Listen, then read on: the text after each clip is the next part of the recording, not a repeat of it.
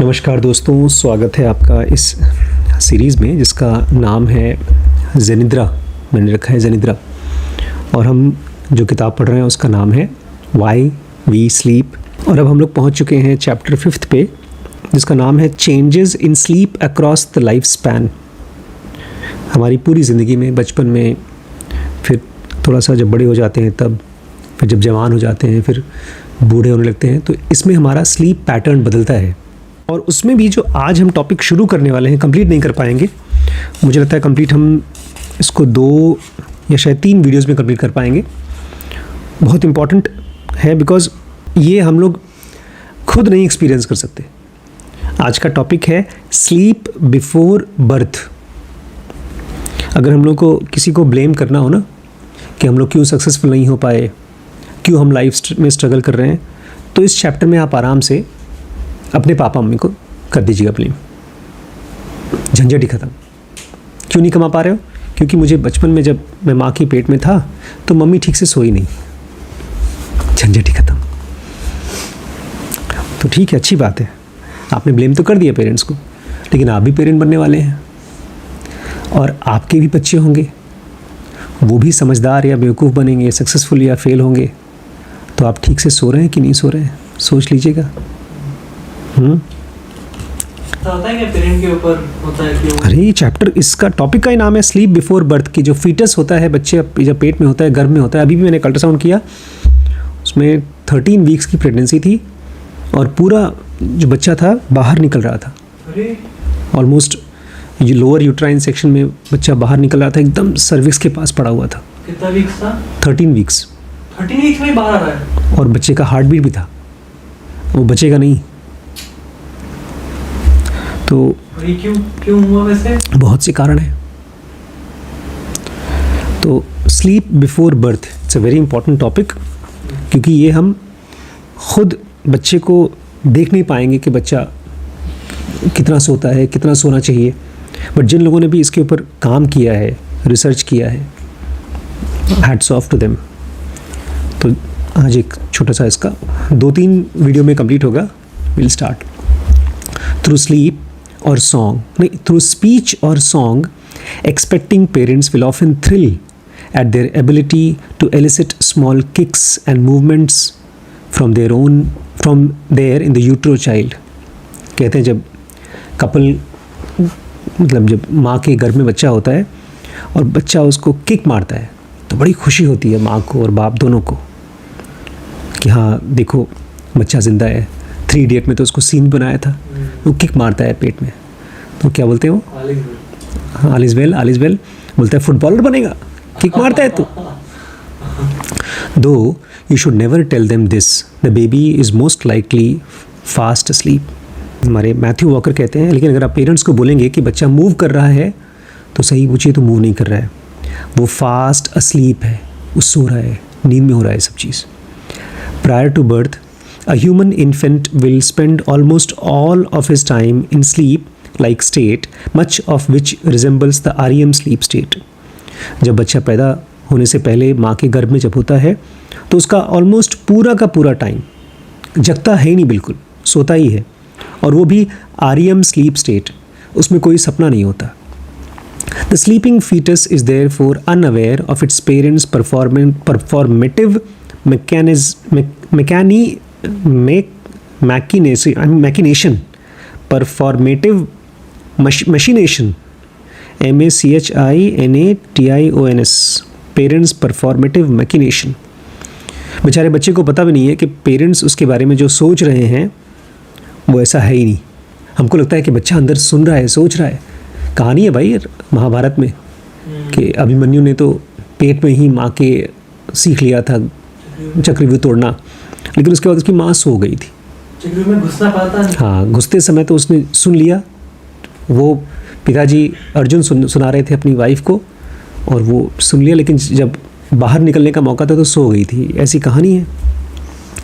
इनके हिसाब से ऐसा कुछ नहीं होता। Any occurring arm flicks and leg bops that the mother feels from her baby is most likely to be the consequence of random burst of brain activity that typify REM sleep. कह रहे हैं जब भी उस बच्चे का हाथ या पैर खट करके मूव करता है, हाथ फ्लिक करता है और पैर बॉप करता है, तो मोस्ट लाइकली यही है कि आपके ब्रेन में एक REM स्लीप के अंदर कोई बर्स्ट ऑफ एक्टिविटी हुई, कोई न्यूरॉन में कोई बहुत तेज़ बिजली का झटका हुआ तो बच्चे ने हाथ हिलाया। Adults do not or at least should not throw out similar nighttime kicks and movements since they are held back by the body paralyzing mechanism of REM sleep। कह रहे हैं ये चीज़ बच्चे ही करते हैं और माँ के गर्भ में करते हैं तो अच्छी चीज़ है। पेरेंट्स डू नॉट, बड़े लोग नहीं करते हैं एंड शुड नॉट, और करना भी नहीं चाहिए। अगर वो कर रहे हैं इसका मतलब कोई बीमारी है कि आप जब सो रहे हैं तो अपना हाथ हिला रहे हैं, पैर हिला रहे हैं, ऐसा नहीं होना चाहिए। अगर होता है इसका मतलब कोई बीमारी है, क्योंकि आपकी बॉडी ऑलमोस्ट पैरालाइज हो जाती है जब आप दिन में सोते हैं REM स्लीप में। बाय द वे मुझे बड़ी खुशी होती है जब मैं किसी को देखता हूँ सोते हुए, अब मुझे गुस्सा नहीं आता। आपको भी देखा मैंने रिफ़्रेश होते हुए सोते हुए, तो मुझे बड़ा अच्छा लगा, क्योंकि मेरे लिए अब सोना भी अपने आप को थेरेपी देने जैसा है। आप कहीं जाइए किसी बहुत महंगे मसाज पार्लर में जहाँ पर वो आपको काउंसलिंग कर रहा है, थेरेपी कर रहा है, उससे ज़्यादा अच्छी थेरेपी आप नींद में लेते हैं। But in utero, immature fetus's brain has yet to construct the REM sleep muscle inhibiting system adults have in place। ओहो, जब बच्चा यूट्रो में होता है, गर्भ में होता है, तो उसका ब्रेन इतना डेवलप नहीं हो पाता कि वो REM sleep muscle inhibiting system develop कर सके। जैसे छोटा बच्चा जब निकल आता है तो उसका सुसु कर देता है बेड पे। क्यों करता है?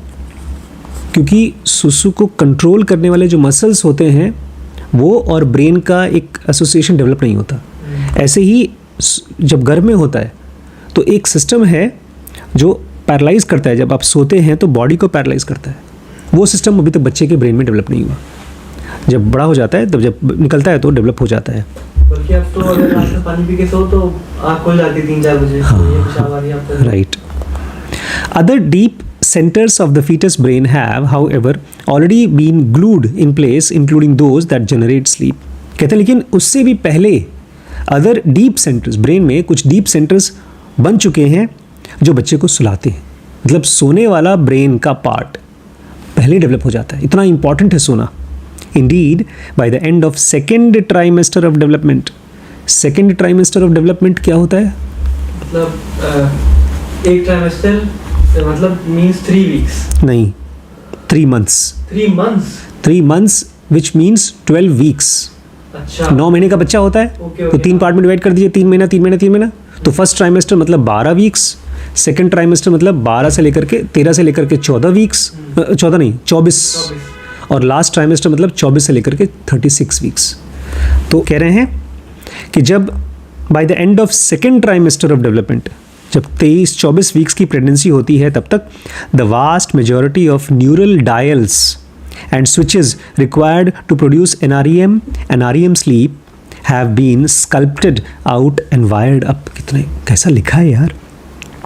ब्रेन को ऐसा लगता है जैसे कि अंदर घुस करके देख रहे हैं कि अब क्या क्या हो रहा है। 23-24 वीक्स की प्रेगनेंसी में न्यूरल डायल्स, ब्रेन में कुछ डायल्स होते हैं, जैसे फ़ोन में आपके बटन्स होते हैं, ऐसे डायल्स और स्विचेस बन जाते हैं दोनों चीज़ों के, REM स्लीप का और NREM स्लीप का। Have been sculpted out. Sculpturing जानते हैं क्या होता है? वो हम लोग जब अपने बिल्डिंग में कोई बटन वटन लगाते हैं तो पेंट करते हैं, ऊपर से लगाते हैं, POP करते हैं या स्क्रू ड्राइवर से लगाते हैं। यहाँ पर स्कल्पटिंग होती है, पत्थर में जैसे कार्विंग होती है ऐसा। As a result of this mismatch, the fetus brain still generates formidable motor command during REM sleep, except there is no paralysis to hold them back। कहते हैं चूँकि सोना तो डेवलप हो जाता है लेकिन अभी भी कुछ कुछ पार्ट्स बनना बाकी है, तो बच्चा जनरेट करता है फॉर्मिडेबल मोटर कमांड्स। इस बार मैं जब गाड़ी चला के ले जा रहा था ना, तो मैंने आप लोगों को बताया नहीं तो आप डर जाते। पहाड़ों में गाड़ी चलाते समय बीच बीच में मेरे पैर कांप रहे थे, चलाते समय, ऊपर भी नीचे भी आते समय, बट कोई दिक्कत नहीं उससे। मेरा जब जाते समय, मोस्टली जाते समय, मुझे लगता है डिहाइड्रेशन की वजह से होता है, पैरों में जो कपकपी होती है, तो मोटर कमांड बोलते हैं। ब्रेन बॉडी को कमांड देता है हिलने का, क्योंकि बॉडी हिल रही भाई। तो मोस्टली डिहाइड्रेशन से होता है, हो सकता है पानी कम पिया हो, या हो सकता है कोई कैल्शियम की कमी हो, कुछ और हो। तो कह रहे हैं यहाँ पर कि बच्चा अभी भी मोटर कमांड डेवलप कर रहा है सोते समय, क्योंकि उसका पैरालिसिस वाला जो सिस्टम है, जो पूरी बॉडी को पैरालाइज करता है सोते समय, वो पूरी अभी डेवलप नहीं हुआ है। Without restraint those commands are fully translated into frenetic body movements. कह रहे हैं बहुत खुश होने की ज़रूरत नहीं है, बच्चे का ब्रेन अभी ठीक से डेवलप नहीं हुआ है, इसलिए हाथ पैर हिलाता रहता है। वो बच्चा खुश हो रहा है इसलिए नहीं, बस ब्रेन में डेवलपमेंट अभी नहीं हुआ है, बाकी है। Felt by the mother is acrobatic kicks and feather wait punches. बोलते बहुत हल्का हल्का सा फील होता है जब बच्चा गर्भ में होता है, बस। At this stage of in utero development most of the time is spent in sleep. और ये स्टेज में जब बच्चा माँ के गर्भ में होता है तो ज़्यादातर समय वो सो रहा होता है। 24 hours period contains a mishmash of approximately 6 hours of NREM sleep and 6 hour of REM sleep। 24 घंटे सोता है, जिसमें कि 6 घंटे उसका NREM स्लीप होता है, 6 घंटे REM स्लीप होता है, and 12 hours of intermediary sleep state that we cannot confidently say is REM और NREM। 6 और 6 12 हो गए, और बाकी 12 घंटे मिक्स्ड है। और डॉक्टर्स अभी भी ये समझ नहीं पाए हैं कि वो REM प्योर होता है कि NREM होता है, but certainly is not full wakeness. लेकिन एक चीज़ तो पक्का है कि बच्चा जब माँ के गर्भ में होता है तो सोता ही सोता रहता है, या तो REM या तो NREM या तो mixed. It is only when the fetus enters the final trimester, जब बच्चा फाइनल ट्राइमेस्टर में पहुँचता है, जो अभी भी मैंने अल्ट्रासाउंड किया तो 38 वीक्स की प्रेगनेंसी थी, माँ बहुत ज़ोर ज़ोर से चीख रही थी, बच्चा बाहर निकलने वाला था। फाइनल ट्राइमेस्टर में जब बच्चा पहुँचता है 38 वीक्स, लास्ट एकदम ट्राइमेस्टर चल रहा था, बच्चा निकलने का ही टाइम था उसका। That the glimmers of real wakefulness emerge, ज़रा सा बच्चा जगना शुरू करता है, glimmers of wakefulness, far less than you would probably imagine though. लेकिन अभी भी वैसा नहीं होता जैसा आप इमेजिन करेंगे कि अरे जग रहा है, अंदर देख रहा है। एक बहुत अच्छी फिल्म आई थी, इसमें एक बच्चा माँ के गर्भ में से बाहर निकल रहा है, वो पूरा का पूरा सीन टाइटल में था, मतलब नाम, डॉक्टर्स का नाम, मतलब फिल्म जो बनाया है उन लोगों का नाम चला था। तो जब बच्चा बाहर निकलता है तो बैकग्राउंड में आवाज़ आता है, तो बच्चा बोलता भी है, अरे मुझे मत बाहर निकालो, मुझे नहीं निकलना, मुझे अंदर बहुत आराम है। फिर बाहर निकलता है तो फिर वो बैकग्राउंड में सोचता रहता है, वो सब बच्चा फिल्म में है कि कैसे बच्चा जो सोचता होगा दुनिया के बारे में। तो बोलता है ऐसा कुछ नहीं होता, बच्चा जब माँ के गर्भ में होता है थोड़ा हल्का हल्का उसका जगना शुरू होता है, आदमियों की तरह जगने की तरह नहीं होता जैसा हम लोग के साथ है। Just 2 or 3 hours of each day are spent wake in the womb. बस दिन में 2 या 3 घंटे बच्चा माँ की गर्भ में जगता है लास्ट ट्राइमेस्टर में। Even though total sleep time decreases in the last trimester, the paradoxical and quite ballistic increase in REM sleep time occurs. बोलते हैं टोटल स्लीप टाइम जो 24 घंटे का था वो धीमे धीमे कम होता है, लेकिन अभी भी जो ज़्यादातर समय वो सोता है वो REM स्लीप सोता है, जिसमें कि कोई सपने नहीं आते। In the last 2 weeks of pregnancy, जब वो बच्चा पैदा होने वाला है उसके 2 हफ्ते पहले, लास्ट 2 weeks ऑफ प्रेगनेंसी में the fetus will ramp up its consumption of REM sleep to almost 9 hours a day. वो खटाखट REM स्लीप लेगा 9 घंटे पूरे दिन। इन द लास्ट वीक, अब आखिरी हफ्ता आ गया है, before the birth REM sleep amount hits a lifetime high of 12 hour a day. अब आखिरी हफ्ते में वो 12 घंटे REM स्लीप लेगा। With near insatiable appetite the human foetus therefore doubles its hunger for REM sleep just before entering the world. उसकी सिर्फ REM सोता रहता है REM, उसको भूख डबल हो जाती है।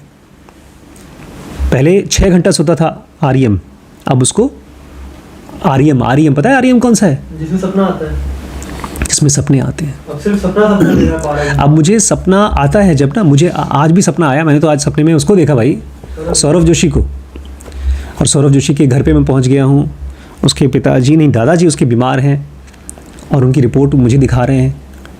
और फिर मैंने रिपोर्ट देख करके उनको समझाया, तब तक से मुझे लेकर गए, नहीं आप चलिए, आप अच्छे डॉक्टर हैं और जो स्पेशलिस्ट को दिखा रहे हैं आप उनको समझिए और हमको समझाइए। इस पूरे प्रोसेस में बड़ा खुश हो रहा हूँ।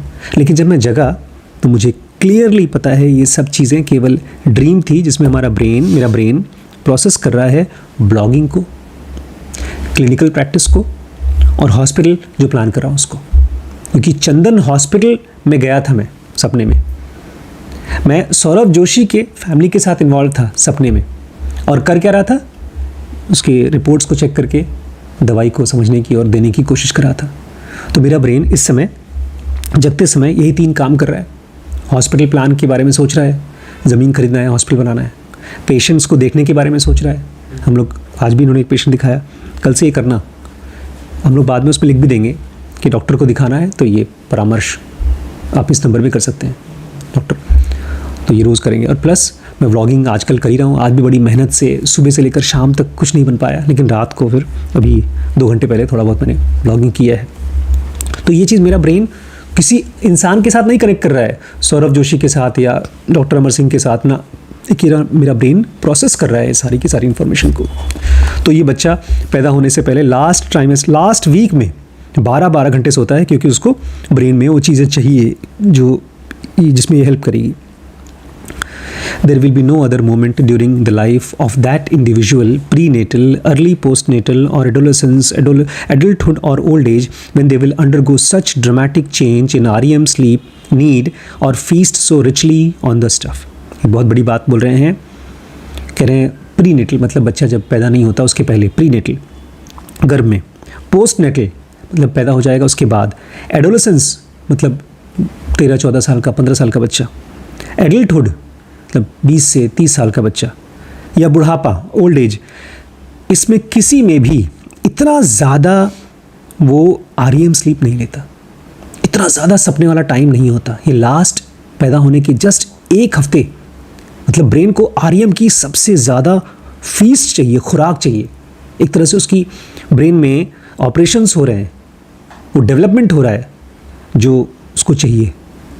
ना उससे पहले ना उसके पैदा होने के बाद पूरी ज़िंदगी में कभी भी इतना REM स्लीप वो लेगा।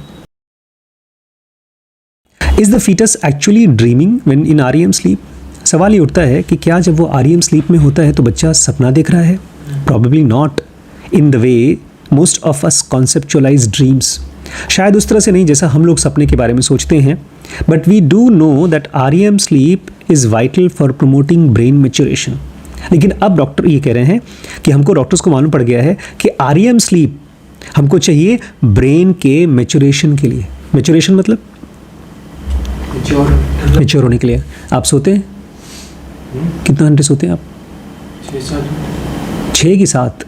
ऐसे लगभग 6 अगर है तो कम है, 7 है तो काफ़ी है। सोचिएगा, क्योंकि ब्रेन मैच्योरेशन के लिए आपको चाहिए REM sleep. The construction of a human being in a womb occurs in distinct interdependent stages, a little bit like building a house. ये सुनिए भाई, बड़े कमाल की चीज़ है।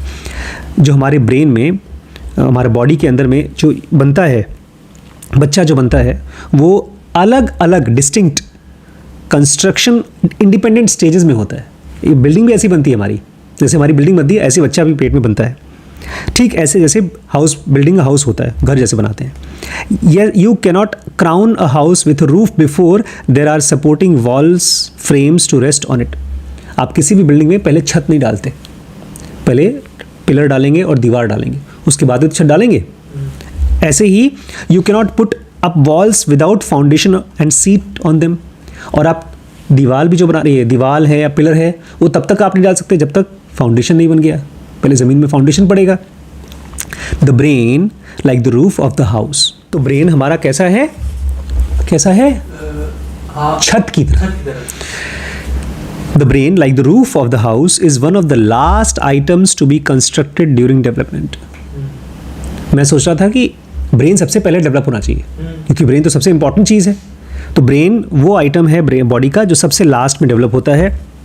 And like a roof, there are sub stages to that process. You need a roof frame before you can start adding a roof tiles, for instance. और जब छत भी डालते हैं तो उसमें भी अलग अलग स्टेजेस हैं। छत के ऊपर पहले आप रूफ फ्रेम्स डालते हैं, मतलब ईंट और छत जो डला जाता है, उसके बाद आप उसके ऊपर टाइल्स डालते हैं। छत पे जब टाइल्स होता है ना, तो वो बाद में डालते हैं। ऐसे ही detailed creation of the brain and its component parts occur at a rapid pace during the second and third trimester of human development. Detailed creation brain का होता है और उसके अलग अलग पार्ट्स का रैपिड पेस में, बहुत तेज़ी से, सेकेंड और थर्ड ट्राइमेस्टर में। Precisely the time window when REM sleep amounts sky rocket, और ख़ास तौर से उस समय जब आरईएम स्लीप स्काई रॉकेट करता है, सबसे ज़्यादा होता है। There is no coincidence, REM sleep acts like an engineer electrical fertilizer during the critical phase of early life। भाई साहब कह रहे हैं कोई कोइंसिडेंस नहीं है। इलेक्ट्रिकल फर्टिलाइजर, ये पहली बार सुना है मैंने। फर्टिलाइजर क्या होता है? खाद। फर्टिलाइजर मतलब जो फर्टिलाइज करता है, खाद। और इलेक्ट्रिकल फर्टिलाइजर मतलब बिजली की खाद। तो REM स्लीप वो इलेक्ट्रिकल फर्टिलाइजर है जो ब्रेन को डेवलप करने में काम करता है। बिजली का खट खट खट इम्पल्स आती है और ब्रेन के सेल्स डेवलप होते हैं। REM sleep, dazzling burst of electrical activity during REM sleep stimulates the rush growth of neural pathways all over the developing brain and then furnish each with healthy banquet of connecting ends और synaptic terminals। एक बड़ी अच्छी चीज़ बताऊं, रात को अगर आपको REM sleep चाहिए तो पूरे 7 या 8 घंटे सोना पड़ेगा, कम से कम 7 घंटे सोना पड़ेगा। आज जो मैं सौरभ जोशी से मिल के आया हूँ, उसका इलाज करा करके उसके दादाजी का, आप हंस रहे हैं, मैं तो मिला हूँ, मेरा एक्सपीरियंस तो मैं जानता ही हूँ। और यूजुअली ऐसा होता है कि कुछ सपने ऐसे होते हैं, आप सुबह उठते हैं और बिल्कुल भूल जाते हैं। एक फेंट आइडिया होता है कि सपना देखा था बस, लेकिन ये सपना ठीक वैसा है जो मैं याद आ रहा है, मुझे याद है न्यूरोलॉजिस्ट से मिला था मैं, मुझे ये भी याद है उसकी डायग्नोसिस क्या थी, कौन कौन से टेस्ट मैंने देखा था। मुझे ये भी याद है कि डॉक्टर खाना खा रहा था और मैं उसको डिस्टर्ब कर रहा था, खाना बाद में खाओ, पहले इसकी रिपोर्ट चेक करो। डॉक्टर मेरे को देख करके हंस रहा था कि अच्छा तुम बड़े इंपॉर्टेंट आदमी हो। तो ये सब वो ड्रीम था जिसमें डिटेल्स याद है। तो मुझे अच्छे से पक्का पता है कि मैंने अपना खूब अच्छे से ठूस के खाया है। मैंने क्या खाया?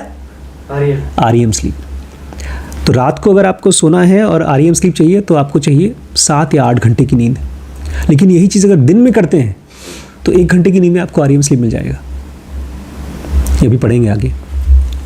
तो ऑथर कह रहे हैं कि हमारा brain dazzling burst of activity करता है। डैजलिंग मतलब खूब ढेर सारा इलेक्ट्रिकल एक्टिविटी करता है और इस तरह से lush growth of neural pathway, brain के जो पाथवे होते हैं न्यूरल नर्व्स के, वो बनाता है all over the developing brain and then furnish each with a healthy banquet of connecting ends और synaptic terminals। तो पहले ऐसे तार बिछाएगा। सपने आने से मतलब अच्छी बात है। सपना अगर आ रहा है इसका मतलब आप इसके बारे में तो भूल जाइए कि किसका सपना आया, क्यों आया, भूल जाइए। लेकिन ब्रेन ने कुछ बहुत कमाल का कंस्ट्रक्शन किया है। तो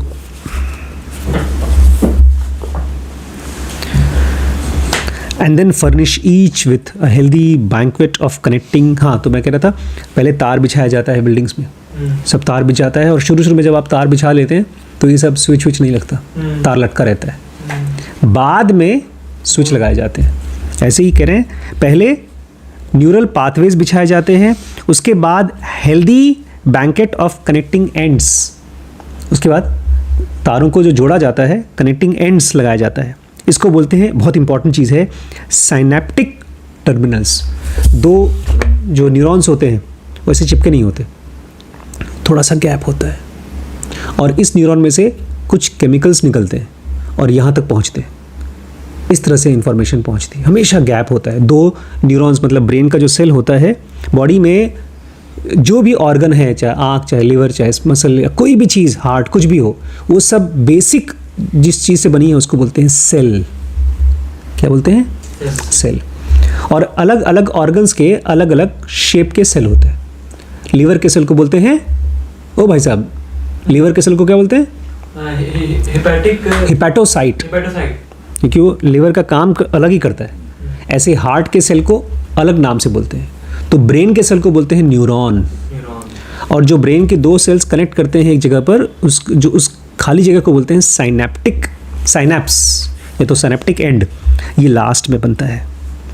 Think of REM sleep like an internet service provider that populates new neighborhood of the brain with vast network of fiber optic cables. बोलते हैं REM sleep को ऐसे मान के चले जैसे आपका जियो या एयरटेल वो तार बिछा रहा है यहाँ से लेकर के ऊपर पोल तक, फिर वहाँ से लेकर के पड़ोस वाले के घर तक, ऐसे ही populates new neighborhood of brain with vast network of fiber optic cables. बड़ा बड़ा ढेर सारा फाइबर ऑप्टिक केबल बिछा रहा है. Using these क्या लिखा है, inaugural bolt of electricity, REM sleep then activates their high speed functioning. और जब तार बिछ जाता है उसके बाद उसमें बिजली दौड़ती है. जो इंटरनेट की तार है इसमें खूब ज़ोर से बिजली दौड़ती है. ऐसे हमारे ब्रेन में न्यूरॉन्स और साइनेप्स डेवलप होते हैं, उसके बाद उसमें बिजली दौड़ती है. This phase of development which infuses the brain with masses of neural connection is called synaptogenesis. ये फेज जो ब्रेन का डेवलपमेंट होता है जिसमें कि ढेर सारे masses of neural connections, neuron के कनेक्शंस डेवलप होते हैं, इसको कहा जाता है synaptogenesis. साइनेप्स का कनेक्शन होना. As it involves the creation of millions of wiring links, क्योंकि इसमें लाखों करोड़ों वायरिंग लिंक्स डेवलप होते हैं जिनको साइनेप्स कहते हैं बिटवीन न्यूरॉन्स.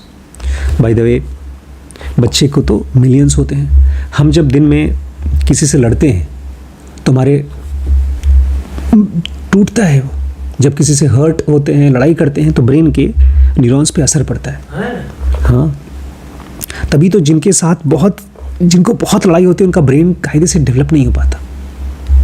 इसलिए सोना अच्छी चीज़ है. REM स्लीप अच्छी चीज़ है. वो क्या करेगा, ब्रेन के सेल्स को ठीक करेगा, कनेक्ट करेगा, साइनेप्टोजेनेसिस करेगा, साइनेप्स को बनाएगा. कह रहे हैं it is an over enthusiastic first pass at setting up the main frame of the brain. Main frame of the brain, brain का जो मेन कंप्यूटर है उसको डेवलप करने का सबसे पहला फेज है ये. एक चीज़, एक बार नाम क्या है, अनिल भैया से मैंने कहा था कि हम भी 8 घंटे की नींद लिया करिए, लेकिन उनका ये कहना था कि जब गरीबी होती है तब फिर 4 घंटा से ज़्यादा नींद अगर लो तो बहुत खलता है. तुमको क्या पता चलेगा अभी? तो ये थॉट इसलिए आ रहा था क्योंकि सो नहीं पाते.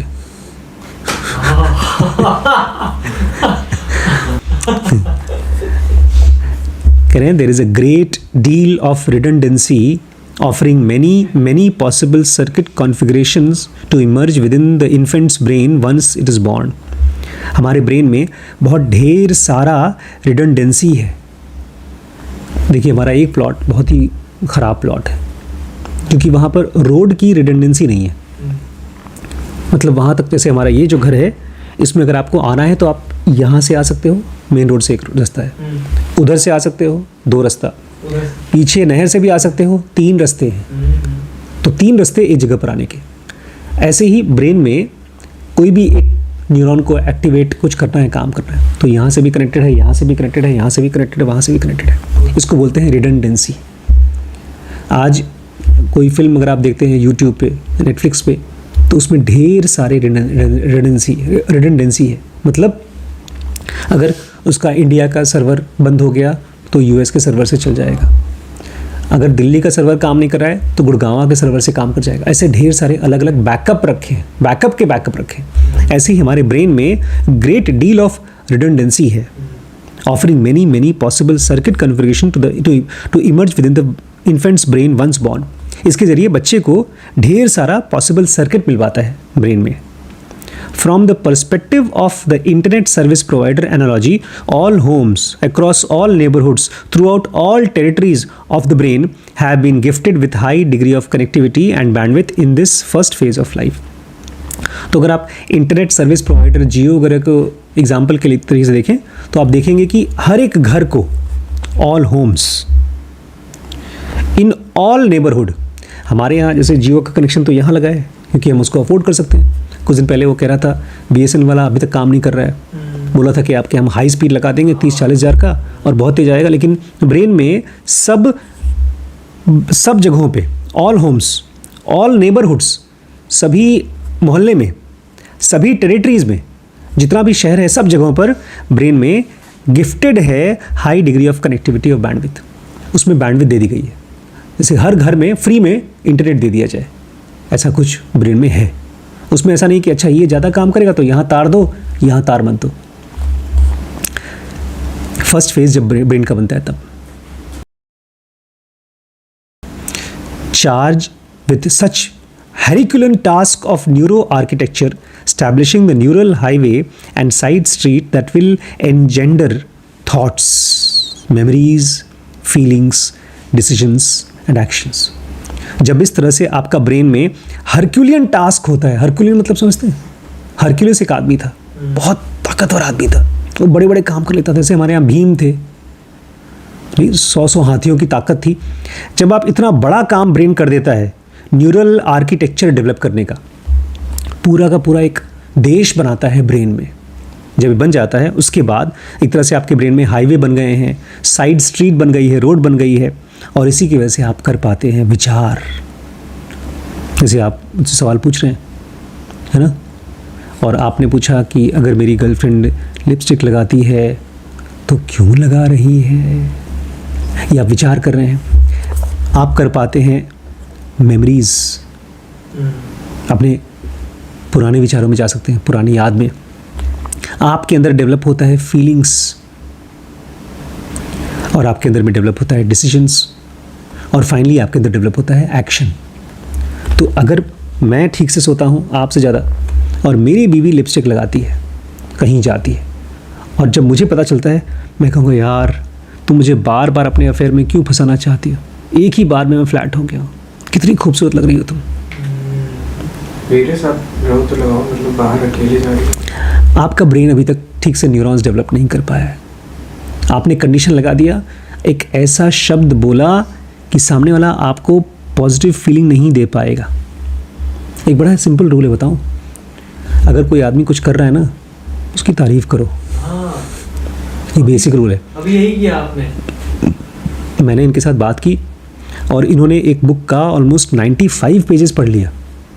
मुझे वो बुक समझ में नहीं आ रही, लेकिन मैं देख रहा हूँ कि उस बुक को वो आदमी पढ़ रहा है, तो उसको तारीफ़ करो कि हाँ तुम पढ़ रहे हो और अच्छा कमाल का है। अब मैं अगर बेवकूफ़ होगा बोलो ये एक बेकार बुक क्या पढ़ रहे हो, ये वाली बुक पढ़ो, क्योंकि मैंने बोला है। तो ये कह रहे हैं जब ब्रेन में इतना हरक्यूलियन न्यूरो आर्किटेक्चर डेवलप हो जाता है, तब आप सोच पाते हो, सही तरीके से यादों को एक्सेस कर पाते हो, सही फीलिंग्स को जी पाते हो, सही डिसीजंस ले पाते हो और सही एक्शंस ले पाते हो। मुझे 100% श्योर है कृष्ण जी खूब सोते होंगे, कृष्णमूर्ति भी खूब सोते होंगे, रमण महर्षि भी खूब सोते होंगे। It is no wonder REM sleep must dominate most if not all of early developmental life। इसलिए कह रहे हैं कि ये कोई ताज्जुब की बात नहीं है कि REM sleep, सपने वाला स्लीप डोमिनेट करता है, पूरी तरह से हावी हो गया है। इफ़ नॉट ऑल, पूरा का पूरा अगर लाइफ नहीं तो कम से कम शुरुआत का डेवलपमेंटल लाइफ, क्योंकि वो इतना इंपॉर्टेंट है ब्रेन को डेवलप करने के लिए। In fact this is true for all other mammals, और ये बात केवल इंसानों के लिए नहीं, जितने भी मैमल्स हैं उन सब के लिए ये चीज़ लागू होता है। The time of life when REM sleep is greatest is the same stage when the brain is undergoing the greatest construction। हर जानवर में, मैमल्स में, वो समय जब REM sleep सबसे ज़्यादा होता है, ये वही समय देखा गया है जिसमें कि उसका ब्रेन का डेवलपमेंट सबसे ज़्यादा हो रहा है। वरिंगली, अब चिंता की बात, ये तो जो होता है, जो होना चाहिए वो बताया। अब चिंता की बात, इफ़ यू डिस्टर्ब और impair the REM sleep of a developing infant brain, अगर आप एक बच्चे का जो अंदर गर्भ में है उसका REM sleep को डिस्टर्ब कर दो, प्री और अर्ली पोस्ट टर्म, जब वो बच्चा गर्भ में था तब या जब वो पैदा हो गया तब, देयर आर कॉन्सिक्वेंसेस, उसके कॉन्सिक्वेंसेस हैं। कॉन्सिक्वेंसेस मतलब सोच समझ के बात करना डॉक्टर साहब, तो जो कुछ बोल रहे हैं उसके कॉन्सिक्वेंसेस हैं, खाली रिजल्ट नहीं है। हर एक शब्द को सोच सोच के बोलना। आशिक बनना कोई आसान काम नहीं है, आग का दरिया है और उसके ऊपर कैसे चलना है, डूब के जाना है उसमें। आप सोचते हैं जो मन में आया बोल दूंगा और प्यार कायम रहेगा, अंधेरा है क्या? कौन था वो बोलता अंधेरा कायम रहेगा? कोई पुराने ज़माने के सीरियल आते था एक, ये शक्तिमान कि सीरीज में एक जो विलन था वो बोलता है अंधेरा कायम रहेगा। हाँ, तो आप जब कुछ बोल रहे हैं और सामने वाले को बात पसंद नहीं आ रही है, क्या आपको दिख नहीं रहा है? Every word has consequences. आप बोलेंगे नहीं मैंने तो सच बात बोली है, तो बोलिए सच, इट हैज कॉन्सिक्वेंसेस। शक्तिमान का ही है, अंधेरा कायम रहेगा। इन द 1990s 1990 में researchers began studying newly born rat pups. Researchers ने जो छोटे छोटे बच्चे पैदा हुए थे चूहों के, उनको पढ़ना शुरू किया simply by blocking REM sleep. वो कुछ और नहीं करते थे, उन चूहे के बच्चों का REM स्लीप को रोक देते थे। Their gestational progress was retarded. और गर्भ में जो बच्चे का प्रोग्रेस होता था वो रुक जाता था, रिटार्डेड हो जाता था। Despite chronological time marching on, time बढ़ रहा था, जैसे 1 हफ्ता 2 हफ्ता 4 हफ्ता वो तो बढ़ रहा था, लेकिन उनका ब्रेन डेवलप नहीं हो रहा था। The two should of course progress in unison. भाई आपके बॉडी का ब्रेन, मतलब आपका ब्रेन और टाइम दोनों साथ में बढ़ना चाहिए ना। Depriving the infant rat of REM sleep stalled construction of their neural rooftop. जब उस चूहे को REM स्लीप से रोक दिया, डिप्राइव कर दिया, तो उस बेचारे चूहे का न्यूरल रूफटॉप, मतलब जो ब्रेन का छत था, वो नहीं डेवलप हो पाया, छत नहीं बना। The cerebral cortex of the brain, जो सबसे इंपॉर्टेंट पार्ट है डिसीजन लेने वाला, वो पार्ट सेरेब्रल कॉर्टेक्स नहीं बन पाया। Without REM sleep assembly work on the brain ground to a halt. कह रहे हैं जब REM स्लीप नहीं मिलता तो जो असेंबली लाइन है, तार वार बिछाने का जो काम है, वो हॉल्ट पे आ जाता है। Frozen in time by experimental wedge of lack of REM sleep. उसमें टाइम एक तरह से रुक गया। देखा है बहुत सी बिल्डिंग होती हैं, शहरों की बड़ी बड़ी बिल्डिंग होती है, उसमें काम रुक जाता है, पड़ी रहती है ऐसे ही सालों साल तक। हम लोग नागपुर में गए थे, एक बहुत प्राइम लोकेशन में, एक नहीं कम से कम 8-10 बिल्डिंग से रुकी हुई थी। मैंने पूछा क्यों, बोलते हैं उसमें कुछ केस चल रहा है, अब काम नहीं हो रहा है। तो ऐसे ही कहते हैं उसका बच्चे का, वो चूहे के पप्स का ब्रेन हॉल्ट पे चला गया, फ्रोजन इन टाइम, समय रुक गया उसके लिए। Day after day half finished roof line of the sleep deprived sleep starved cerebral cortex shows no growth change। दिन बीतते जाते थे और आधा बना हुआ रूफ लाइन, जो छत आधा बना हुआ है, जिसमें कि स्लीप स्टार्व्ड था। स्लीप स्टार्व्ड मतलब स्टार्व्ड, भूखा बेचारा, स्लीप से भूखा सेरेब्रल कॉर्टेक्स कोई चेंज नहीं दिखाता था। स्लीप चाहिए ब्रेन को डेवलप होने के लिए। The very same effect has now been demonstrated in numerous other mammalian species। वो तो चूहे में देखा गया, यही चीज़ अब ढेर सारे दूसरे mammalian species में देखी गई है, suggesting that the effect is probably common across mammals। इसका मतलब ये है कि ये असर कम सोना या नहीं सोना, उसकी वजह से ब्रेन का डेवलपमेंट नहीं होना, ये सभी mammals में पाया गया है। When the infant rat pups were finally allowed to get some REM sleep, assembly of the cerebral rooftop did restart, but it didn't accelerate nor did it fully get back on track। लेकिन जब उस चूहे के बच्चे को फिर से सोने के लिए अलाउ किया गया, तो उसका ब्रेन में रूफटॉप बनना तो शुरू हो गया, लेकिन स्पीड में नहीं बना, धीमे धीमे बना। जो पुराना नुकसान हो चुका था उसको ठीक नहीं कर पाया। If infant brain without sleep will be a brain ever unconstructed। किसी भी टाइम अगर उस बच्चे को गर्भ में नहीं सोने दिया गया तो उसका बच्चे का ब्रेन पूरी तरह से कंप्लीट नहीं हो पाएगा। एक लास्ट पैराग्राफ, फिर आज के क्लास को, ये वाली क्लास को ख़त्म करते हैं। A more recent link with deficient REM sleep concerns autism spectrum disorder. ये बहुत अच्छी बुक है, मैंने मंगाई है, उसको मैं पढ़ूंगा। ऑटिज्म के ऊपर है। ऑटिज्म जानते हैं?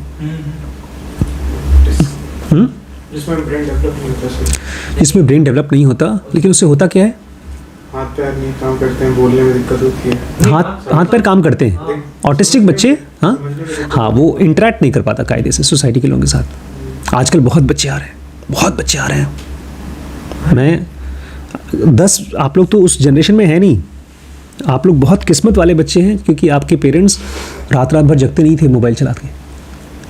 लेकिन मेरे बाद जब श्रीश हुआ है, उसके बाद की जनरेशन में अभी हम लोग गए थे लखनऊ, डॉक्टर साहब का बच्चा जो पैथोलॉजिस्ट थे, उनका बच्चा कायदे से बात कहाँ कर पा रहा था। लखनऊ में कौन है? हमारे पैथोलॉजिस्ट। अच्छा, हाँ हाँ हाँ, या आप चले जाओ दूसरे हमारे प्रवीण के बेटे को, आप उसको देखेंगे, आपको लगेगा ये अजीब है, ठीक से कनेक्ट क्यों नहीं कर रहा है हमारे साथ। कह रहे हैं, बल्कि प्रवीण के बेटे से जब मैं बात करता वो तो कोई कार्टून देखता तो उसी की भाषा में कुछ बोले जा रहा था, समझ ही नहीं रहा था जो मैं बोल रहा हूँ। REM स्लीप कंसर्न्स, अगर REM स्लीप कम है तो ऑटिस्टिक स्पेक्ट्रम डिसऑर्डर, इसमें ढेर सारे अलग अलग बीमारियां हैं, तो वो सब का नाम दिया गया है ऑटिस्टिक स्पेक्ट्रम डिसऑर्डर, कि ऑटिस्टिक इज्म के अलग अलग टाइप की बीमारियां वो इससे कनेक्टेड हैं, स्लीप, कम स्लीप से। Not to be confuse with attention deficit hyper active disorder. अच्छा सुनिए, बोल रहे हैं ADHD अलग है। अच्छा, ADHD की बीमारी अलग बीमारी है, ऑटिज्म तो बहुत मुश्किल बीमारी है। ADHD का तो काउंसलिंग वगैरह होता है तो थोड़ा ठीक भी हो सकता है, which we will discuss later in the book, इसको हम लोग बाद में डिस्कस करेंगे। Autism of which there are several forms, autism के ढेर सारे अलग अलग फॉर्म हैं, is a neurological condition that emerges early in development. ये एक ऐसा ब्रेन का प्रॉब्लम है जो बहुत शुरुआत में डेवलप हो जाता है, यूजुअली अराउंड 2 और 3 ईयर्स ऑफ एज। 2 से 3 साल का बच्चा ऑटिस्टिक अगर है, उसका ब्रेन खराब है, पूरी तरह से डेवलप नहीं हुआ, तो दिख जाएगा। The core symptom of autism, और सबसे मेन सिम्टम क्या है ऑटिज्म का, a lack of social interaction. वो आपके पास बैठा रहेगा, अपने मन के अंदर रहेगा, आप उसको पूछेंगे भी कैसे हो बेटा, आपको लगेगा वो पागल है। कोर सिम्टम है लैक ऑफ सोशल इंटरेक्शन। हम इंसान बने ही हुए, पता है, एक कमरे में अगर 2 लोग बैठे हैं तो कनेक्ट किए बिना, बात किए बिना रह ही नहीं सकते, अनलेस अनटिल लड़ाई कर रहे हैं, लेकिन वो भी सोशल इंटरेक्शन है। 2 लोग लड़ाई भी कर रहे हैं तो एक बहुत स्ट्रॉन्ग कनेक्शन है, वही एक दूसरे को दिखा रहे हैं, वो नहीं होता एक ऑटिस्टिक बच्चे में। Individuals with autism do not communicate और engage with other people easily और टिपिकली। जिन लोगों को भी ऑटिज्म होता है वो एक दूसरे के साथ में कम्युनिकेट नहीं कर पाते या एंगेज नहीं कर पाते आसानी से, जैसा करना चाहिए वैसा। और ये सब क्यों होता है, उस बच्चे का REM स्लीप ठीक से नहीं हो पाया। अभी ये चलेगा, कल थोड़ा पता चलेगा कि क्यों बच्चा नहीं सो पाता, क्यों बच्चे को REM स्लीप नहीं मिलती। बच्चे की कोई गलती नहीं है, माँ बाप की रिस्पॉन्सिबिलिटी है, उसकी कुछ वजह है, कल पता चलेगा, तब ये चैप्टर कंप्लीट होगा, ये टॉपिक कंप्लीट होगा। स्लीप बिफोर बर्थ, पैदा होने से पहले की स्लीप।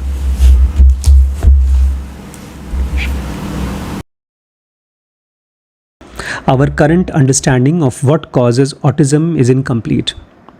दुनिया भर के डॉक्टर्स अभी भी नहीं जानते कि ऑटिज्म किस वजह से होता है। ऑटिज्म बहुत ख़राब बीमारी होती है। आप उस बच्चे को देख लेंगे, आप भगवान से मनाएंगे कि भगवान किसी को ऐसी कंडीशन ना दो। But central to the condition appears to be an inappropriate wiring up of the brain during early developmental life. लेकिन जिन लोगों को भी ऑटिज्म है, उनके ब्रेन को जब माइक्रोस्कोप के नीचे चेक किया गया तो पता चला उनके ब्रेन में वायरिंग इनकम्प्लीट होती है। जितनी तार वार की जोड़ना होता है वो पूरी तरह से होता नहीं है अर्ली डेवलपमेंटल लाइफ में, जब वो बच्चे बन रहे थे, specially in the formation and number of synapse. और ख़ास तौर से जब साइनैप्स, ब्रेन का सेल्स बन रहा था और उसके नंबर जो थे उतने नंबर पहुंच नहीं पाए, दैट इज़ एबनॉर्मल साइनेप्टोजेनेसिस। इसको कहा जाता है एबनॉर्मल साइनेप्टोजेनेसिस। जेनेसिस मतलब होता है बनना, साइनैप्स के बनने को बोलते हैं साइनेप्टोजेनेसिस। तो अगर किसी आदमी के ब्रेन में एबनॉर्मल साइनेप्टोजेनेसिस है तो उसको ऑटिज्म हो सकता है। Imbalance in synaptic conditions are common in autistic individuals. जो भी ऑटिस्टिक लोग होते हैं उनके ब्रेन में साइनेप्टिक कनेक्शंस में इम्बैलेंस होता है। Excess amounts of connectivity in some parts of the brain and deficiencies इधर। हमारा पूरा ब्रेन पूरे ब्रेन से खूब अच्छे से कनेक्टेड है, लेकिन इन बच्चों में कहीं कहीं तो बहुत ज़्यादा कनेक्टेड है, कहीं कहीं बहुत कम। इसलिए कई बार ये बच्चे बड़े जीनियस होते हैं लेकिन सोशली कनेक्टेड नहीं होते।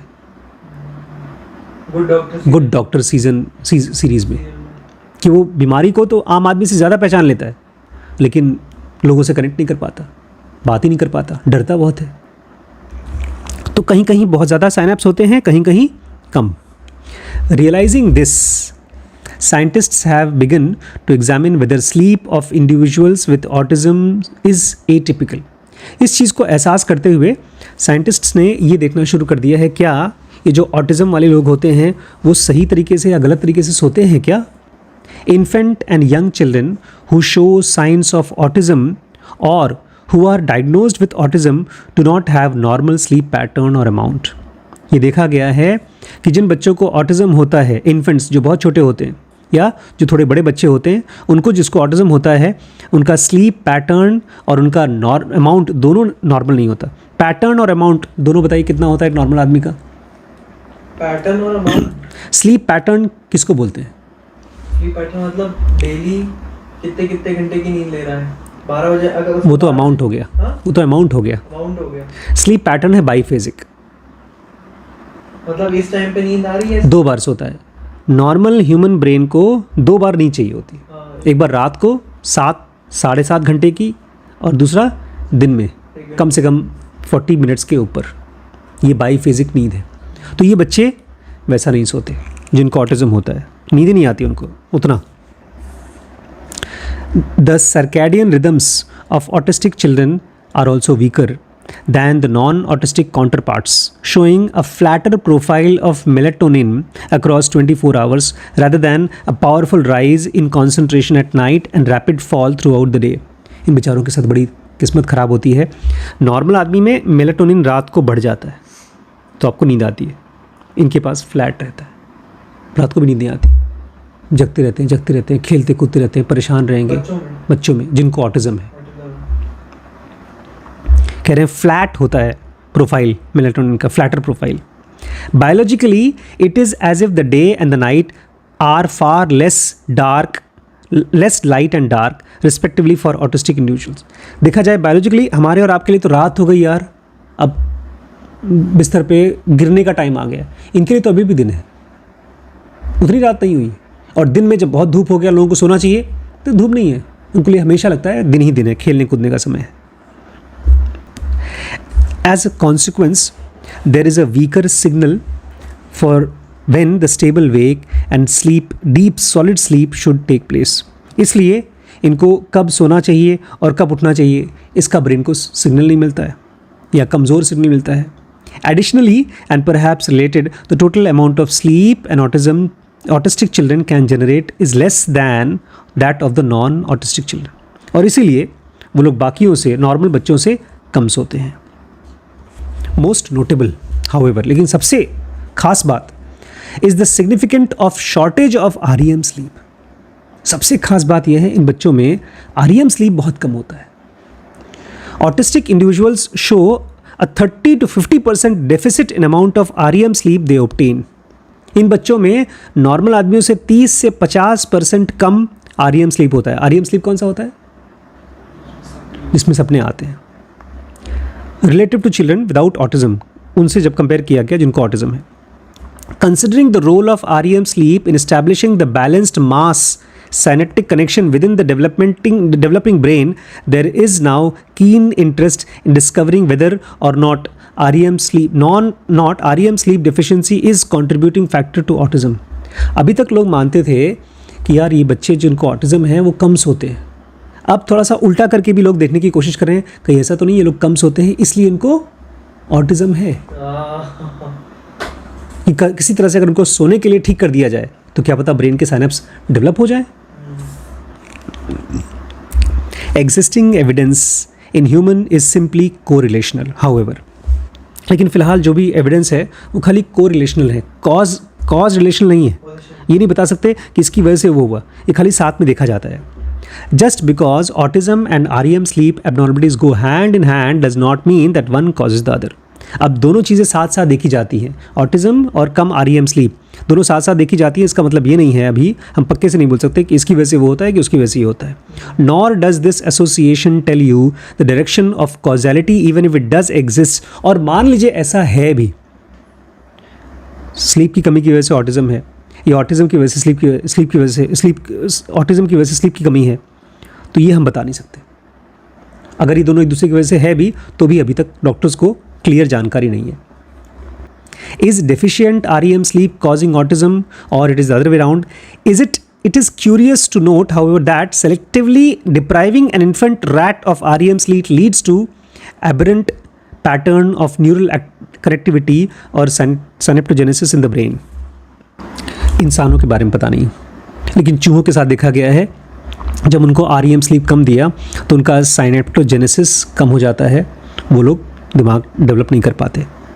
However, moreover, rats deprived of REM sleep during infancy go to become socially withdrawn and isolated as adolescents and adults.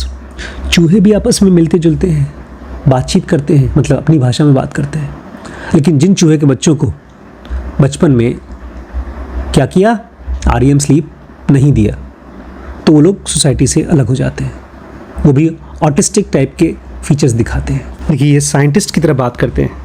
एक कैजुअल आदमी होता है, बोलता है अरे यार साथ में हो रहा है, इसका मतलब सोने की कमी की वजह से होता है, मान लेता है. लेकिन ये बोल रहे हैं अभी तक चूहों में देखा गया है, इंसानों का अभी रिसर्च नहीं हुआ है. Irrespective of causality issues, tracking sleep abnormalities represents a new diagnostic hope for early detection of autism. इससे फ़र्क नहीं पड़ता है कि नींद की वजह से वो होता है कि उसकी वजह से नींद होता है. अगर आप किसी का स्लीप ट्रैक करो तो आप डायग्नोस कर सकते हो बचपन में ही कि उस आदमी को फ्यूचर में जाकर के ऑटिज़म हो सकता है कि नहीं हो सकता. उस बच्चे को स्लीप ट्रैक करना शुरू कर दो, बच्चा कितना देर रात को सोता है कि नहीं सोता है. बच्चे बचपन में बहुत सोना चाहिए, अगर वो कम सोते हैं इसका मतलब क्या पता वो ऑटिज़म की तरफ जा सके. तो शीवी के लिए ट्राई कर सकते हैं, हो सकता है वो डायग्नोस्ड है, उसको है, वन ऑफ द प्रॉब्लम है. अच्छा ऑटिज्म है, एग्जैक्टली ऑटिज़म नहीं, बट उसका एक उसके ये एक्चुअली ADHD और ऑटिज़म बहुत स्पेक्ट्रम है बीमारी का, बहुत ज़्यादा सीवियर, माइल्ड, तो उसी स्पेक्ट्रम में आती है. Of course no expecting mother has to worry about scientists disrupting the REM sleep of their developing foetus. कहते हैं आप चिंता मत करिए, आप चूहे नहीं हैं, इसलिए कोई साइंटिस्ट आकर के आपके बच्चे की, मतलब आपकी नींद, आपके बच्चे की नींद ख़राब नहीं करेगा कि उसका ब्रेन डेवलप ना हो. लेकिन एक चीज़ है, अल्कोहल, शराब. Alcohol can inflict that same selective removal of REM sleep. अगर कोई आदमी शराब पी रहा है तो उसमें आपके बच्चे का, आपके गर्भ में जो बच्चा है उसका REM स्लीप कम हो जाएगा. Alcohol is one of the most powerful suppressors of REM sleep that we know of. जितने भी चीज़ें धरती पर मिलती हैं उसमें से अल्कोहल, शराब, वो चीज़ है जो सबसे ज़्यादा REM स्लीप को सप्रेस कर देता है, रोक देता है. We will discuss the reason of the alcohol blocks REM sleep generation and the consequence of that sleep disruption in adults in later chapters. इस चीज़ को हम और गहरे में पढ़ेंगे कि कैसे ये अल्कोहल ब्लॉक करता है REM स्लीप को और आपके स्लीप को डिसरप्ट कर देता है. For now, however, we will focus on the impact of alcohol on sleep of a developing fetus and newborn. बड़ों के बारे में बाद में बात करेंगे कि उनका नींद कैसे ख़राब करता है, लेकिन फ़िलहाल अगर कोई माँ शराब पीती है तो उसके गर्भ में बच्चा या जो न्यू बॉर्न है, जो माँ का दूध पीता है, उसको क्या फ़र्क पड़ता है, अभी उसके बारे में बात कर रहे हैं. Alcohol consumed by mother readily crosses placental barrier. Placental barrier, जो भी माँ शराब पीती है वो फटाफट प्लेसेंटा का बैरियर है, प्लेसेंटा में वो खाना आता है और वहाँ से खाना बच्चे को जाता है, तो वो शराब आराम से वहाँ से क्रॉस करके बच्चे तक पहुँचता है. देयरफॉर रेडिली इन्फ्यूजेस हर डेवलपिंग फीटस. इसका मतलब एक माँ अगर शराब पी रही है तो उसका बच्चा भी शराब पी रहा है, गर्भ में शराबी बन गया, और उसका तो बेचारे का अभी तक ब्रेन भी डेवलप नहीं हुआ है. Knowing this, scientists first examined the extreme scenario. इस चीज़ को जानते हुए साइंटिस्ट्स ने एक एक्सट्रीम सिनेरियो को एग्जामिन किया. मदर्स हु वर अल्कोहलिक्स और heavy drinkers during pregnancy soon after birth, the sleep of these neonates was assessed during using electrodes gently placed on their heads. उन्होंने देखा कि जो माएँ बहुत ज़्यादा ड्रिंक करती थीं, उनके बच्चों को जैसे ही बच्चे पैदा हुए उनके सर पे इलेक्ट्रोड लगाया, देखने के लिए कि उनका ब्रेन कैसा है. The newborn of heavy drinking mothers spent far less time in active state of REM sleep compared with infants of the similar age but who were born of mothers who did not drink during pregnancy. जिन बच्चों की माँओं ने शराब पिया था उनका brain बहुत कम REM sleep ले रहा था उनसे जिनकी माएँ शराब नहीं पीती थी। तो अगर शादी करनी है तो ऐसी लड़की से करिएगा जो शराब नहीं पीती, नहीं तो आपके बच्चे को REM स्लीप खत्म हो जाएगा। पूछेंगे। The recording electrodes went on to point out an even more concerning physiological story. और जो इलेक्ट्रोड लगाया गया था उसमें तो और खतरनाक चीज़ मिली। Newborns of heavy drinking mothers did not have the same electrical activity of REM sleep.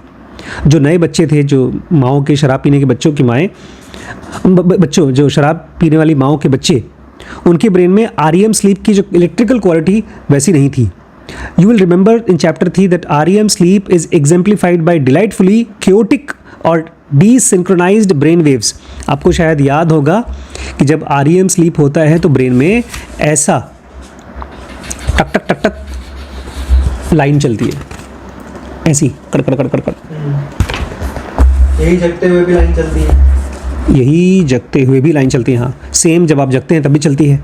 विवाशियस and healthy form of electrical activity, इसको बोलते हैं बहुत अच्छा सा एक्टिविटी। कड़ कड़ कड़ कड़ कड़ कड़ चल रहा है, इसका मतलब ब्रेन बहुत अच्छे से काम कर रहा है। However infants of heavy drinking mothers showed 200% reduction in the measure of vibrant electrical activity related to the infants born of non alcoholic mothers. देखा गया कि जिन बच्चों की माँओं ने शराब पी रखा है उन बच्चों के ब्रेन में ये जो कड़ कड़ कड़ कड़ चल रहा है 200% कम है। मतलब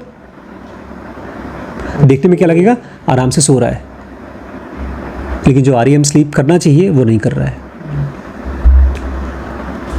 If you are now wondering whether or not epidemiological studies have linked alcohol use during the pregnancy and increased likelihood in neuropsychiatric illnesses in the mother's child including autism, the answer is yes. तो अगर आप ये सोच रहे हैं क्या उन लोगों को जिनको बाद में चल के पागलपन की बीमारी होती है, न्यूरो साइकेट्रिक बीमारी जिसको डॉक्टर दुआ जैसे लोग ठीक करते हैं, क्या उनकी माएँ बचपन में शराब वराब पीती रही होंगी? जी हाँ, लिंक पाया गया है। शराबी माँओं के बच्चे बड़े होकर के साइकेट्रिकली अलग अलग बीमारियों, स्किज़ोफ्रेनिया है, बाइपोलर डिसऑर्डर है और बहुत सी बीमारियाँ हैं वो झेलते हैं बच्चे बड़े होकर। Fortunately, most mothers these days do not drink heavily during pregnancy. किस्मत की बात है, आज भी बहुत सी औरतें हैं जो प्रेगनेंसी के दौरान दारू नहीं पीती हैं।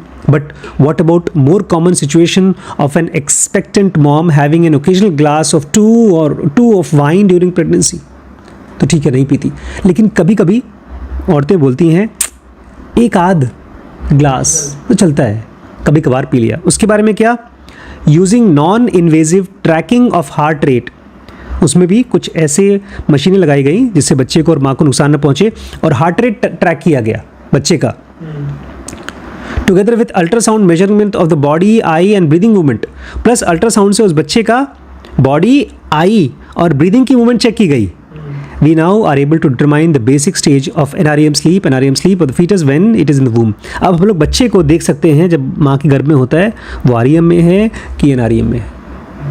मतलब हार्ट रेट और आँख, बॉडी और ब्रीदिंग मूवमेंट को देख करके हम बता सकते हैं कि वो REM स्लीप ले रहा है कि NREM sleep. Their mothers were equipped with these methods. A group of researchers studied the sleep of babies who were just weeks away from being born. अब उन माँओं को लिया गया जिनका प्रेगनेंसी है 36 हफ्ते का, अभी पैदा ही होने वाला है। The mothers drank non-alcoholic fluids.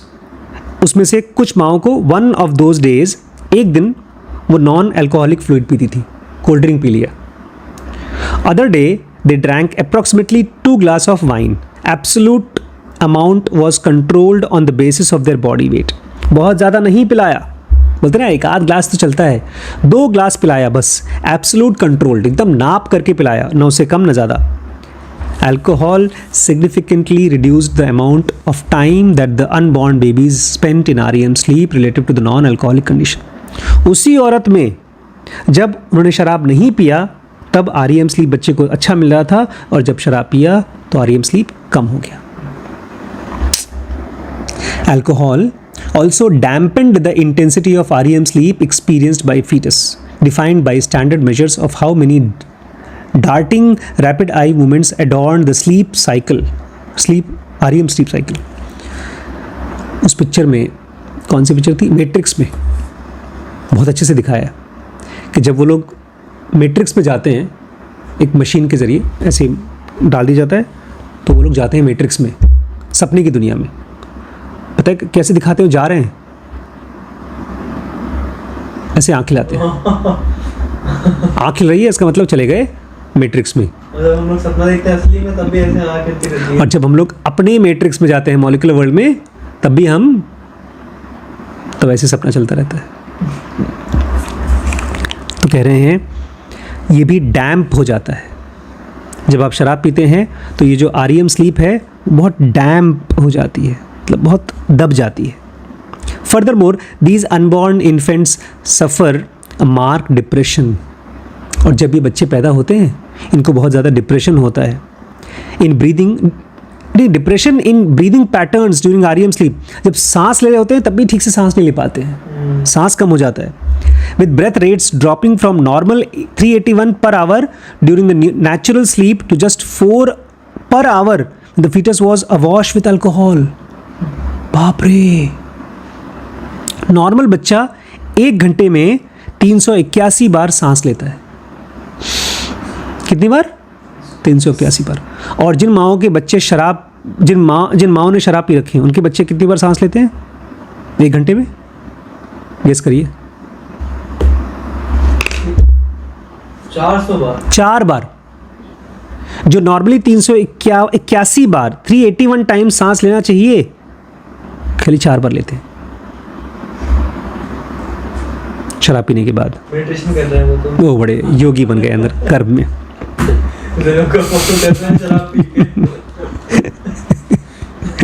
शराबी बन के, दारू पी के ज़िनोगी बन गए। Beyond alcohol abstinence during pregnancy, the time window of nursing also warrants mention. तो ठीक है भैया, एक तो पता चल गया कि आप प्रेगनेंसी के दौरान शराब मत पीजिए। एक और टाइम है, nursing, window of nursing. Nursing मतलब जब माँ बच्चे को नर्स करती है, मतलब बच्चा पैदा हो गया, दूध पिलाती है। Almost half of all lactating women in Western countries consume alcohol in the months during breastfeeding. America में आधी से ज़्यादा, ऑलमोस्ट आधी औरतें जब बच्चे को दूध पिलाती हैं, शराब भी पीती हैं। Alcohol is readily absorbed in mother's milk. और अल्कोहल माँ के दूध में आराम से एब्जॉर्ब हो जाता है। Concentration of alcohol in breast milk closely resembles those in the mother's blood stream. और दूध में जब देखा गया कितना अल्कोहल है, तो उतना ही पाया जाता है जितना खून में होता है। 0.8 blood alcohol level in mother will result in approximately 0.08 alcohol level in breast milk. अगर माँ के खून में 0.08 लेवल है, तो दूध में भी उतना ही पाया जाएगा। कितनी दयावान होती है माँ, सब कुछ शेयर करती है अपने बच्चे के साथ। Recently we have discovered that alcohol in breast milk does to the sleep of recently we discovered what alcohol in the breast milk does to the sleep of an infant। बोलते हैं अब हमने रिसेंटली देखना शुरू किया है कि जब उसके दूध में, माँ के दूध में जब अल्कोहल होता है तो क्या होता है।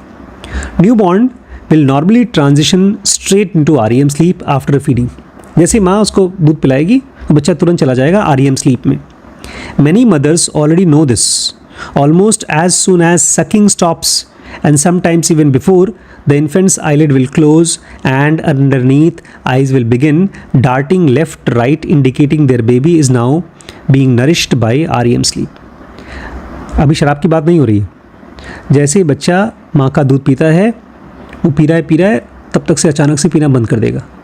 और माएँ देखती हैं बच्चे की आँख साइड में मूव कर रही है, इसका मतलब चला गया, अब वो REM स्लीप में चला गया। A once common myth was that babies sleep better if the mother has had an alcoholic drink before a feeding. Beer was suggested choice of beverage in the old tale। पुरानी ज़माने में doctors बोलते थे बच्चा नहीं सोता क्या, एक काम करो बियर पी लो। औरत को बोलते थे बियर पी लो, तुम्हारे दूध में बियर जाएगा, बच्चा दूध पीकर सो जाएगा। ऐसा माना जाता था पहले। For those of you who are beer lovers, unfortunately it is just that, a myth।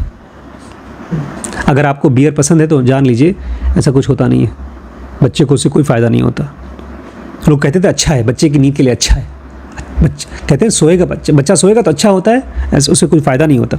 Several studies have fed infant breast milk containing either a non-alcoholic flavor such as vanilla or controlled amount of alcohol equivalent to the mother's having drink of 2. When babies consume alcohol-laced milk, their sleep is more fragmented. They spend more time awake and they suffer 20 to 30% suppression of REM sleep soon after. ऐसी बहुत सी study हुई है जहाँ पर एक बच्चा जब माँ का दूध पीता है जिसमें शराब होता है तो उसकी नींद ज़्यादा फ्रैगमेंटेड होती है, मतलब टूटी टूटी होती है. सोया फिर उठा, फिर सोया फिर उठा. और इसमें 20 से 30% स्लीप सप्रेशन होता है. REM स्लीप कम हो जाता है अगर शराब पिया हुआ दूध पीता है माँ का. Often the babies will even try to get back some of what missing REM sleep once they have cleared it from their bloodstream, though it is not easy for their fledgling system to do so. और बहुत बार ऐसा होता है बच्चे का जो body है उसको REM स्लीप चाहिए, नहीं ले पाया तो फिर खींचने की कोशिश करेगा लेकिन ले नहीं पाता क्योंकि बॉडी में अल्कोहल है. जब तक शरीर में अल्कोहल है बच्चे के तब तक वो REM स्लीप नहीं ले पाएगा. Last paragraph. What emerges from all these studies in REM sleep is not optional during early human life but obligatory. इन सब स्टडीज से पता चला है कि शराब पीना या नहीं पीना या REM स्लीप लेना या नहीं लेना ऑप्शनल नहीं है, ये ऑब्लिगेटरी है, ये ज़रूरी है. Every hour of REM sleep appears to count. हर एक घंटा जब बच्चा REM स्लीप लेता है तो बड़ी कीमती है वो. As evidenced by the desperate attempt by fetus or newborn to regain any REM sleep when it is lost. जैसे देखा गया हर बच्चा जैसे उसके REM स्लीप शराब की वजह से शराब की वजह से गया उसको पाने की कोशिश करता है, मतलब उसको चाहिए. Sadly, we do not yet fully understand what the long-term effects are of the fetal or neonatal REM sleep disruption, alcohol triggered or otherwise. बदकिस्मती से अभी डॉक्टर्स नहीं जानते हैं कि इस तरह का शराब से भरा माँ का दूध जब बच्चा पीता है तो उसका लॉन्ग टर्म नुकसान क्या होता है. अभी उसके ऊपर कोई स्टडी नहीं हुई है. Only that blocking and reducing REM sleep in newborn animals hinders and distorts brain development leading to an adult that is socially abnormal. बड़ी ईमानदारी से बोल रहे हैं. हम खाली इतना जानते हैं कि जानवरों में जब आप नींद रोक देते हो तो उनका सोशल एबनॉर्मलिटी आ जाती है क्योंकि ब्रेन कायदे से डेवलप नहीं होता. तो ये था चैप्टर स्लीप बिफोर बर्थ, बच्चे का नींद पैदा होने से पहले. कल पढ़ेंगे चाइल्डहुड स्लीप. बच्चा पैदा हो गया, दूध पी करके अब बड़ा हो चुका है, अब खाना खाता है, अब स्लीप पैटर्न कैसी होती है. ये छोटा चैप्टर है, कल कंप्लीट हो जाएगा.